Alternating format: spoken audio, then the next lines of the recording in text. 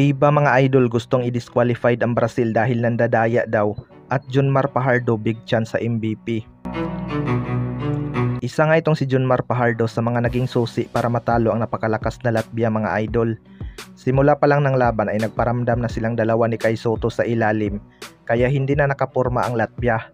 Gamit na gamit talaga ang laki ni Junmar Fajardo sa sistema ni Coach Tim Cone dahil nagiging option nga siya sa upinsa.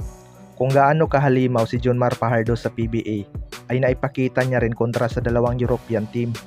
Hindi lang maganda ang kanyang naipakita kontra Brazil dahil wala itong si Kai Sotto na nakakatulong niya sa rebounding department. Alam naman natin na matatangkad itong Brazil kaya sila ang nagdomina sa painted area. Pero aside dyan mga idol, usap-usapan nga ngayon na makukuha na ni Junmar Fajardo ang kanyang pang-8 season MVP. Mahirap talagang tibagin si Junmar Fajardo sa award na yan mga idol, lalo na kapag healthy dahil wala ngang makakapigil sa kanya pagdating sa painted area.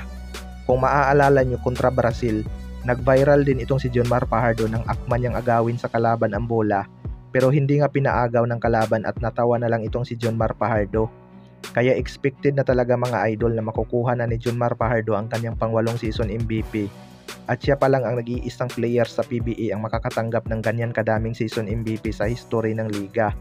Kaya congrats na agad kay Abay Junmar Fajardo. Samantala sa ibang balita naman mga idol, FIBA gustong i-disqualified ang Brazil dahil nandadaya daw.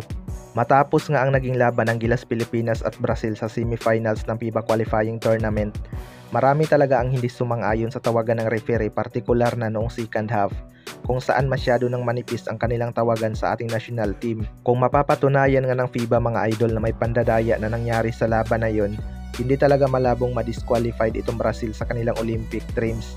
Malaki naman talaga sana ang pag-asa ng Gilas Pilipinas makapasok sa ating inaasam-asam na Olympic dream kung hindi lang talaga na injury itong si Kai Sotto.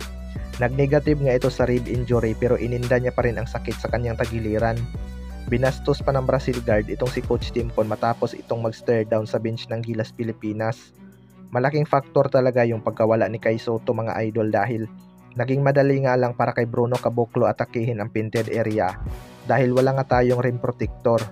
Pero sa ngayon nga ay malabo pang mabago ang resulta ng Brazil hanggat walang patunay na nandaya ito sa laban. Nakauwi na rin ang Gilas Pilipinas sa ating bansa at nagpapahinga na ang mga player. Kaya abangan na lang natin mga idol kung may ibabalita ba ang FIBA patungkol sa laban na yun. Dahil nakita din naman natin ang effort ng Brazil at pinaghirapan din talaga nila ang panalo na yon.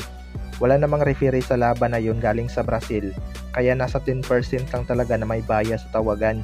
Kaya titingnan na lang natin ang desisyon ng FIBA.